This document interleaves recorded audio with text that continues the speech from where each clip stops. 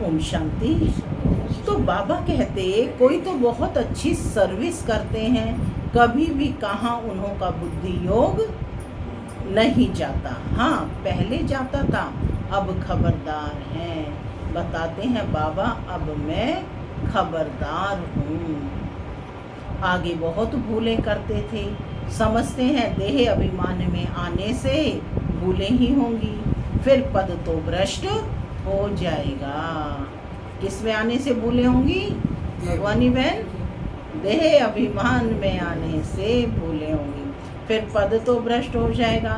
बल किसको पद पता नहीं पड़ता, परंतु पद तो भ्रष्ट हो ही जाएगा। दिल की सफाई इसमें बहुत चाहिए, तब तो ऊंच पद पाएंगे। उनकी बुद्धि में बहुत सफाई रहती है, जैसे इन लक्ष्मी नारायण की आत्मा में सफाई रहती है ना, तब तो ऊंच पद पाया है।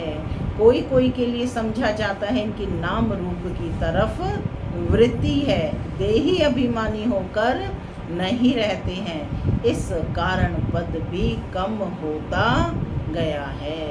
राजा से लेकर रंक तक नंबरवार पद तो है ना। यह क्यों होता है, माने पद नंबरवार क्यों होता है, इसको भी समझना चाहिए। नंबरवार तो ज़रूर बनते ही हैं, कलाएं कम होती ही रहती हैं। जो 16 कला संपूर्ण हैं वह फिर 14 कला में आ जाते हैं। ऐसे थोड़ा थोड़ा कम होते होते कलाएं उतरती तो ज़रूरी हैं, तो ज़रूर हैं। 14 कला है तो भी अच्छा, फिर वाम मार्ग में उतरते हैं तो विकारी बन जाते हैं, आयु ही कम हो जाती है, फिर रजो तमोगुणी बनते जाते हैं। कम होते होते पुराने होते जाते हैं, आत्मा शरीर से पुरानी होती जाती है। यह सारा ज्ञान अभी तुम बच्चों की बुद्धि में है। कैसे 16 कला से नीचे उतरते उतरते फिर मनुष्य बन जाते हैं। जब 16 कला में थे तो नाम क्या था? देवता। और अब क्या कह रहे हैं, कैसे मनुष्य बन जाते हैं। देवताओं की मत तो होती नहीं, बाप की मत मिली, फिर 21 जन्म मत मिलने की दरकार ही नहीं रहती है। यह है ईश्वरीय मत। तुम्हारी 21 जन्म चलती है, फिर जब रावण राज्य होता है तो तुमको मत मिलती है रावण की। दिखाते भी हैं कि देवताएं वाम मार्ग में जाते हैं, और धर्म वालों की ऐसी बातें नहीं होती। देवता जब वाम मार्ग में हैं जाते हैं, तब और धर्म वाले आते हैं। अलर्ट होकर के बैठो सभी। बाप समझाते हैं, बच्चे अभी तो तुम्हें वापस जाना है, ये पुरानी दुनिया है। ड्रामा में यह भी मेरा पार्ट है, पुरानी दुनिया को नया बनाना है। यह भी तुम बच्चे समझते हो। दुनिया के मनुष्य तो कुछ भी नहीं जानते, तुम इतना समझाते हो, फिर भी कोई अच्छी अच्छी रुचि दिखाते हैं, कोई तो फिर अपनी ही मत देते हैं। ये लक्ष्मी नारायण जब थे तो पवित्रता, सुख, शांति सब थी। पवित्रता की ही मुख्य बात है। मनुष्यों को ये पता नहीं है कि सतयुग में देवता पवित्र थे। वह तो समझते हैं कि देवताओं को भी बच्चे आदि हुए हैं, परंतु वहाँ योग बल से कैसे पैदाइश होती है यह किसी को भी पता नहीं है। कहते हैं सारी आयु ही पवित्र रहेंगे तो फिर बच्चे आदि कैसे होंगे। उन्हों को समझाना है कि इस समय पवित्र होने से फिर हम 21 जन्म पवित्र रहते हैं। गोया श्रीमत पर हम वाइसलेस वर्ल्ड स्थापन कर रहे हैं, यानी पवित्र दुनिया स्थापन कर रहे हैं, जिसे कहते हैं निर्विकार। श्रीमत है ही बाप की, गायन भी है मनुष्य से देवता किए करत न लागी वार। अभी सब मनुष्य हैं जो फिर देवता बनते हैं। अब श्रीमत पर हम डीटी गवर्नमेंट स्थापन कर रहे हैं, माने देवी देवताओं की, है ना, दुनिया स्थापन कर रहे हैं। इसमें प्योरिटी तो बहुत मुख्य है।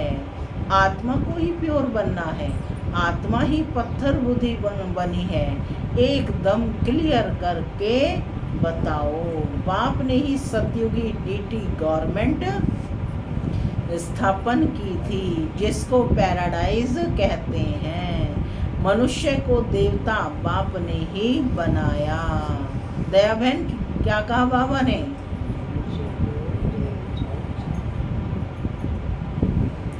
मनुष्य को देवता बाप ने ही बनाया।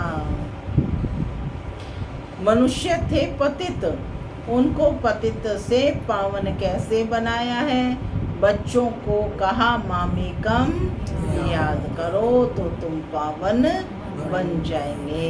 यह बात तुम किसको भी सुनाएंगे तो अंदर में लगेगा। अब पतित से पावन कैसे बनेंगे? जरूर बाप को याद करना होगा और संग बुद्धि योग तोड़ एक संग जोड़ना है, तभी मनुष्य से देवता बन सकेंगे। ऐसे समझाना चाहिए। तुमने जो समझाया है वह ड्रामा अनुसार बिल्कुल ठीक था, यह तो समझते हैं। फिर भी दिन प्रतिदिन पॉइंट्स मिलती रहती है, माने नई नई पॉइंट्स मिलती रहती हैं समझाने के लिए। मूल बात ही है कि हम पतित से पावन कैसे बने। बाप कहते हैं देह के सभी धर्म छोड़ मामेकम याद करो। देह के सारे धर्म क्या हैं? आसक्ति है ना, काम क्रोध लोभ मोह अहंकार, इनमें फंसे हुए हैं। तो कहते हैं इन सब को छोड़ मामेकम याद करो। इस पुरुषोत्तम संगम युग को ही तुम बच्चे जानते हो। अब हम अभी ब्राह्मण बने हैं, प्रजापिता ब्रह्मा की संतान। बाप हमको पढ़ाते हैं ब्राह्मण बनने बगैर हम देवता कैसे बनेंगे। कंडीशन है कि ब्राह्मण बनना ही पड़ेगा, देवता बनना है। ब्राह्मण सो देवता। ये ब्रह्मा भी पूरे 84 जन्म लेते हैं, फिर उनको ही पहला नंबर लेना पड़ता है। बाप आकर इनमें प्रवेश करते हैं। तो मूल बात है कि एक अपने को आत्मा समझ बाप को याद करो। देह अभिमान में आने से कहाँ ना कहाँ लटक पड़ते हैं। देही अभिमानी तो सब बन ना सके। अपनी पूरी जांच करो कि हम कहाँ देह अभिमान में तो नहीं आते हैं। सेल्फ चेकिंग के लिए बाबा कह रहे हैं हमसे कोई विकर्म तो नहीं होता है क्या? बेकायदे चलन तो नहीं होती है क्या? ये अपनी जांच करनी है। बहुतों से होती है, वह अंत में बहुत सजा के भागी बनेंगे। भला अभी कर्मातीत अवस्था नहीं हुई है। कर्मातीत अवस्था वाले के सब दुख दूर हो जाते हैं। किसके सब दुख दूर हो जाते हैं? जिसकी कर्मातीत अवस्था हो जाती है, माने जो कर्म के बंधन से छूट जाते हैं, कर्म के बंधन को विकारी बंधनों से छूट जाते हैं। कर्मातीत अवस्था वाले के सब दुख दूर हो जाते हैं, सजाओं से छूट जाते हैं। ख्याल किया जाता है नंबरवार राजाएं बनते हैं। जरूर किसका कम पुरुषार्थ रहता है, माने नंबरवार क्यों बनते हैं? जिसका जितना पुरुषार्थ, जिस कारण से सजा है ना, किसी का जरूर कम पुरुषार्थ रहता है, जिस कारण से सजा खानी पड़ती है। आत्मा ही गर्भ जेल में सजा भोगती है। आत्मा जब गर्भ में है तो कहती है कि हमको बाहर निकालो, फिर हम पाप कर्म नहीं करेंगे। आत्मा ही सजा खाती है और आत्मा ही कर्म विकर्म करती है। यह शरीर कोई काम का नहीं है। तो मुख्य बात अपने को आत्मा समझना चाहिए। जो समझे बरोबर सब कुछ आत्मा करती है। अभी तुम सब आत्माओं को वापस जाना है, तभी यह ज्ञान मिलता है। फिर कभी यह ज्ञान मिलेगा नहीं। आत्म अभिमानी सबको भाई भाई ही देखेंगे। शरीर की बात नहीं रहती है, सोल बन गए फिर शरीर में लगाव नहीं रहेगा, फिर आत्मा को ही देखेंगे ना। इसलिए बापा कहते हैं ये बहुत ऊंची स्टेज है। बहन भाई में लटक पड़ते हैं तो बहुत डिसर्विस करते हैं। आत्म अभिमानी भव, क्या कहा बाबा ने? आत्म अभिमानी भव, इसमें ही मेहनत है। पढ़ाई में भी सब्जेक्ट होती है, समझते हैं हम इसमें फेल हो जाएंगे, फेल होने के कारण फिर और सब्जेक्ट में भी ढीले हो पड़ते हैं। अभी तुम्हारी आत्मा बुद्धि योग बल से, अभी तुम्हारी आत्मा बुद्धि योग बल से सोने का बर्तन होती जाती है। पॉइंट नोट कर लो अपनी बुद्धि में कि बुद्धि जो आत्मा जो है बुद्धि योग बल से, आत्मा बुद्धि योग बल से सोने का बर्तन होती जाती है। योग नहीं तो नॉलेज भी कम, वह ताकत नहीं रहती। योग का जौहर नहीं, यह है ड्रामा की लूंध। बाबा समझाते हैं बच्चों को अपनी अवस्था कितनी बढ़ानी चाहिए। देखना है कि हम आत्मा सारा दिन में कोई भी बेकायदे काम तो नहीं करते हैं, कोई भी ऐसी आदत हो तो फौरन छोड़ देना चाहिए। माने परंतु माया फिर भी दूसरे तीसरे दिन भूल करा देती है। माने उस दिन तो अपने को संभाल लिया, लेकिन दूसरे तीसरे दिन माया फिर भूल करा देती है। ऐसी सूक्ष्म बातें चलती रहती हैं। यह है सब गुप्त ज्ञान। मनुष्य क्या जाने, तुम बतलाते हो हम अपने ही खर्चे से अपने लिए सब कुछ करते हैं, दूसरे के खर्चे से कैसे बनाएंगे।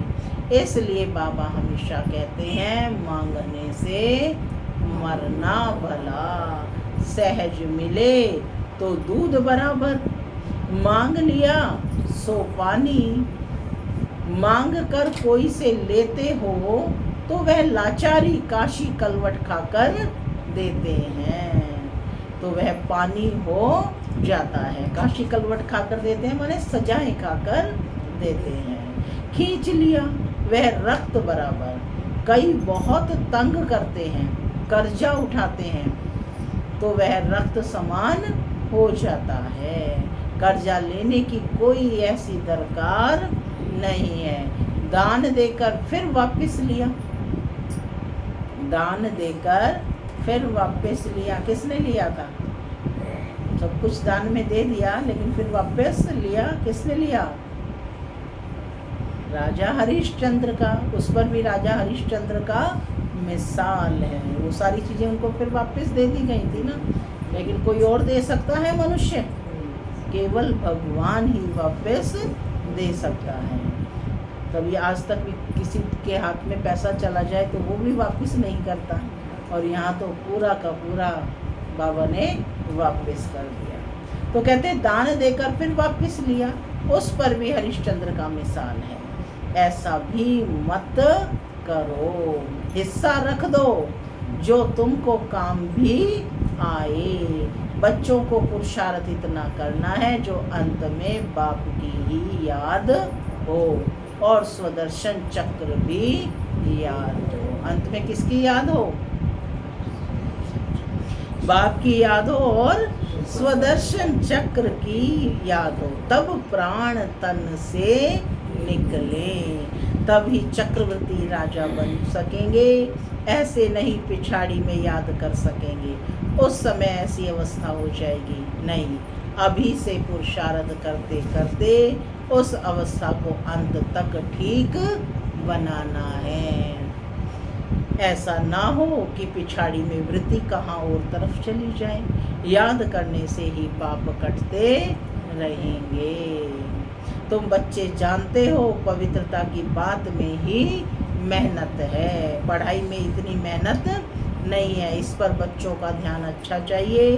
तब बाबा कहते हैं रोज अपने से पूछो कि हमने कोई बेकायदे काम तो नहीं किया है क्या, नाम रूप में तो नहीं फंसता हूँ क्या, किसको देख लट्टू तो नहीं बनता हूँ, कर्मेंद्रियों से कोई बेकायदे काम तो नहीं करता हूँ क्या, पुराने पतित शरीर से बिल्कुल लव नहीं होना चाहिए, वह भी देह अभिमान हो जाता है, अनासक्त हो रहना चाहिए, सच्चा प्यार एक से, बाकी सब से अनासक्त प्यार, भले बच्चे आदि हैं परंतु कोई में भी आसक्ति ना हो, जानते हैं यह जो कुछ भी देखते हैं सब खत्म हो जाएगा, तो उनसे प्यार सारा निकल जाता है, एक में ही प्यार रहे, बाकी नाम मात्र अनासक्त। अच्छा, मीठे मीठे सिक्के लगे बच्चों प्रति माता पिता का याद प्यार और गुड मॉर्निंग रूहानी बाप की रूहानी हम रूहानी बच्चों की रूहानी माता पिता और नमस्ते, सदा रहो हंसते बनो फरिश्ते। धारणा के लिए मुख्य सार, पहला, अपनी वृत्ति को बहुत शुद्ध पवित्र बनाना है, कोई भी बेकायदे उल्टा काम नहीं करना है, बहुत बहुत खबरदार रहना है, बुद्धि कहाँ पर भी लटकानी नहीं है।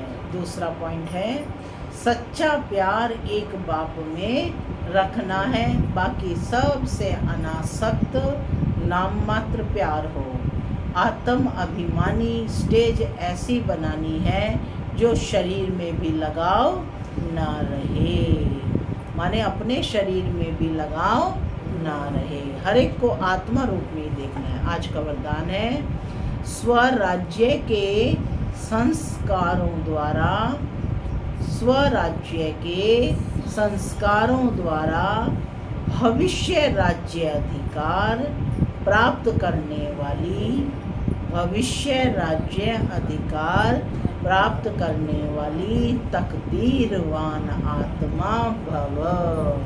कौन बने? तकदीरवान आत्मा। फिर से सुनेंगे वरदान, स्वराज्य के संस्कारों द्वारा भविष्य राज्य अधिकार प्राप्त करने वाले तकदीरवान आत्मा भव। बहुत काल के, बाबा ने शब्द यूज किया है, बहुत काल के राज्य अधिकारी बनने के संस्कार, बहुत काल के भविष्य राज्य अधिकारी बनाएंगे। यहाँ कर्मेंद्रियों के राज्य अधिकारी होंगे तो वहाँ है ना राज्य अधिकारी बनेंगे। अगर बार बार वशीभूत होते हो, अधिकारी बनने के संस्कार नहीं हैं, तो राज्य अधिकारियों के राज्य में रहेंगे, राज्य भाग्य प्राप्त नहीं होगा। तो नॉलेज के दर्पण में अपने तकदीर की सूरत को देखो, नॉलेज की दर्पण में अपनी तकदीर की सूरत को देखो। बहुत समय के अभ्यास द्वारा अपने विशेष सहयोगी कर्मचारी व राज्य कारोबारी साथियों को अपने अधिकार से चलाओ। कौन है आपके कर्मचारी? है ना, ये आँख नाक कान मुख, ये क्या है? कर्मचारी है। इन्हें क्या कह रहे हैं? अपने साथियों को अपने अधिकार से चलाओ। राजा बनो तब कहेंगे तकदीरवान आत्मा। क्या बनो? राजा बनो तब कहेंगे तकदीरवान आत्मा। स्लोगन, सकाश देने की सेवा करने के लिए, सकाश देने की सेवा करने के लिए बेहद की वैराग्य वृत्ति को इमर्ज करो, बेहद की वैराग्य वृत्ति को इमर्ज करो। ओम शांति।